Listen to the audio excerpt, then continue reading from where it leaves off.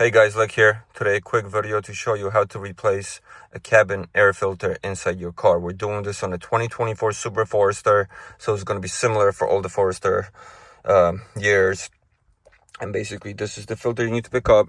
I got this in AutoZone. I want to say it was like 12 bucks, and this is the basic one. You can obviously go higher versions, K&N or something I'm sure makes it, or ones with Febreze in it, but keeping it simple here.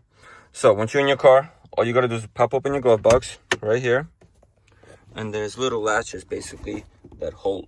So you push the wheel to the left here, and same over here. Push the wheel to the left and to the right, I'm sorry.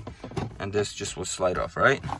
If this shock here falls off, don't worry about it. It just clips on over here. There's a little latch that it clips onto. That's all. But here's your filter. All you do is slide it out.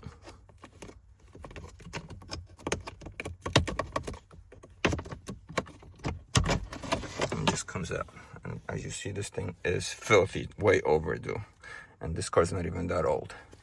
Gonna get our new filter, and this is the design. So just look for the markings. It tells you which way up.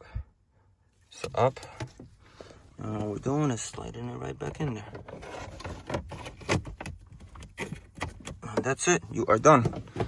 Pop this back in and you're all set. Check out my related videos I have on this car, doing oil change, changing the air intake filter and all that, plus more how-to videos on my channel. Thanks so much, guys. Have a good one.